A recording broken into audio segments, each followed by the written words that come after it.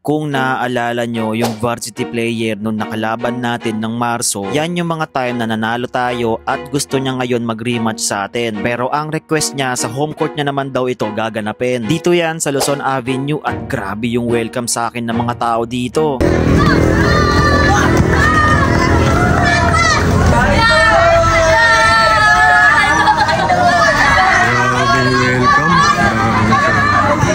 Hindi ko alam kung sino ba yung mga unang mga nakapanood nun pero sobrang ganda ng laban namin nun. Same height lang kasi kami at halos parehas lang kami ng katawan. Sabi mo, mabasa ka ngayon. Bawi ako sa'yo, bawi siya kayo guys. Pinamiss ko na sa kanya yung bola dito at sa kanya napunta. At sa unang possession niya ay alam na alam ko yung galawan neto. At grabe, hindi pa rin nagbabago. Sa unang possession natin guys ay aminado ako na alam niya yung mga galawan ko dahil nakalaban ko na nga ito. Pinakikiramdaman ko pa yung court dahil ngayon lang tayo nakalaro dito. Sharpshooter itong kalaban natin guys kaya medyo madikit ako sa bantayan na ginagawa ko sa kanya. Medyo may kalugihan tayo dito, home court advantage ba naman plus audience pa. Yung floor pala na pinaglalaroan namin dito ay pataas kaya iba yung adjustment pa yung gagawin ko. Grabe nga yung galawan na ginawa niya dito parang pinaghandaan talaga tayo nito ng lubusan Napeke pa nga tayo sa mga pagkakataon na to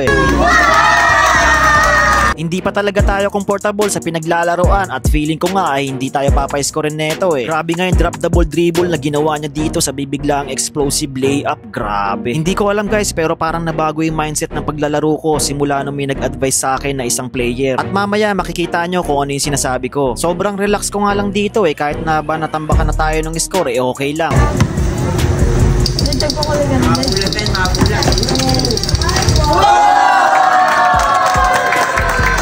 Sa mga pagkakataon na to ay pukul na pukul pa rin yung mga tira ng mga ginagawa niya.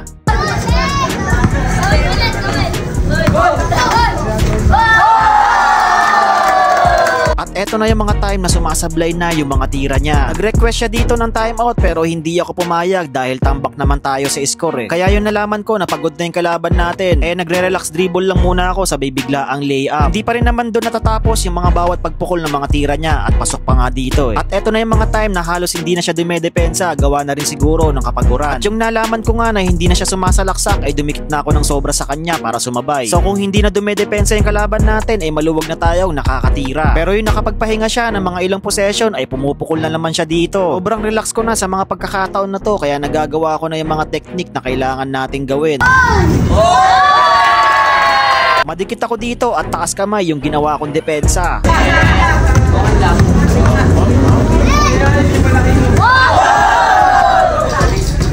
Ganun pa rin naman yung mga ginagawa ko sa kanya, ang kaso lang hindi pumapasok. Kaya yung mga pagkakataon na to, iningatan ko na yung possession ko at nakatira tayo ng maayos. Marami pa rin naman siya mga ginagawang crossover at nakakahanap din ng mga separation space kaso hindi pumapasok.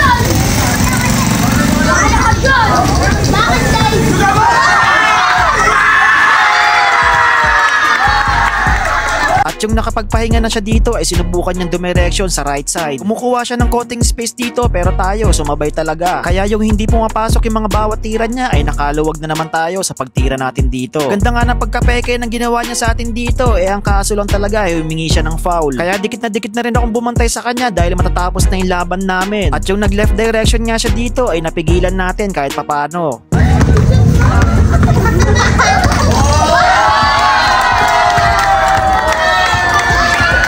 Sunod lang naman yung bantayan na ginagawa ko sa kanya kung saan siya dumadirect. Ang problema lang, nawawala na yung pulso ng bawat tira niya. Wala na, tumutukod na siya dito. Kaya ako kung ano-ano lang yung mga ginagawa kong mga dribble, sabay bigla ang layup tayo dito. At syempre, shoutout muna sa lahat ng mga nanonood dyan, mga taga Luzon Avenue. Pero sa mga pagkakataon na to, ay sumuko na siya. Hindi niya na daw kaya na maglaro. 1-12 lang sana yung score namin dito, kaso hindi na talaga daw kaya. Shoutout ka. Salamat. Shoutout kay mama. At tama rin kasi yung desisyon na ginawa ko na hindi na mag-time out dahil pagtapos ng laro namin ay naabutan kami ng napakalakas na ulan.